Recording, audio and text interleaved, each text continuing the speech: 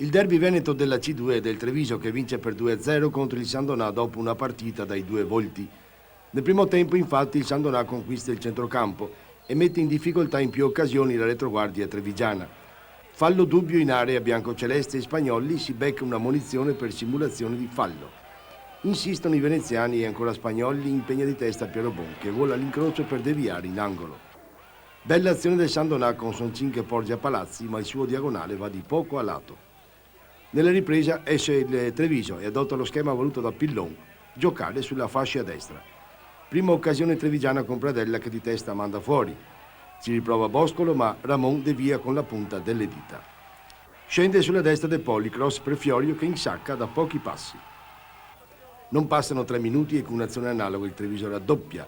Ancora cross di De Poli e questa volta Pradella da grande campione mette alle spalle di Ramon. A questo punto si scuote il Sandonà. Glerian manda in campo Caverzan a rivale Spagnoli mentre sostituisce Cardini con Rizzetto. Prodezza di Piero Bon sul tiro di Soncin. Ma è ancora il Treviso a farsi minaccioso con Pasa, ma Ramon si oppone. Sulle ali dell'entusiasmo il Treviso affonda e va vicino alla terza rete con Fiorio che coglie il palo. Poi è Pasa ad avere una grande occasione, para Ramon, rimpallo, testa di Pasa e sfera fuori. Finisce così una gara che consacra Treviso ai vertici del proprio girone.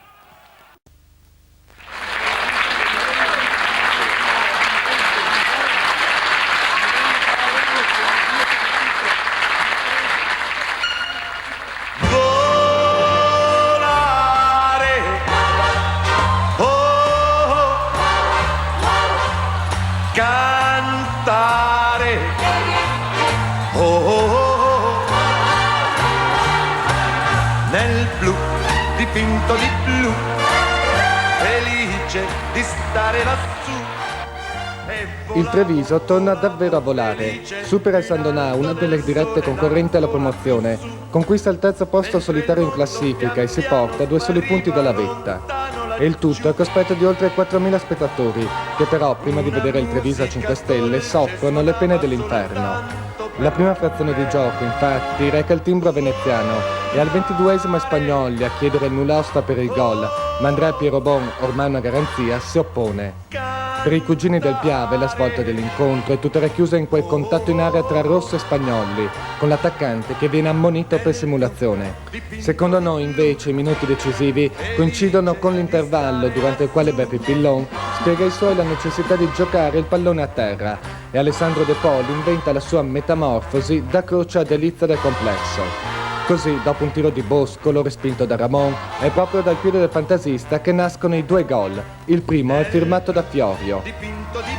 Il secondo, invece, reca la firma di Pradella. La reazione del Sandonà appare poco convincente.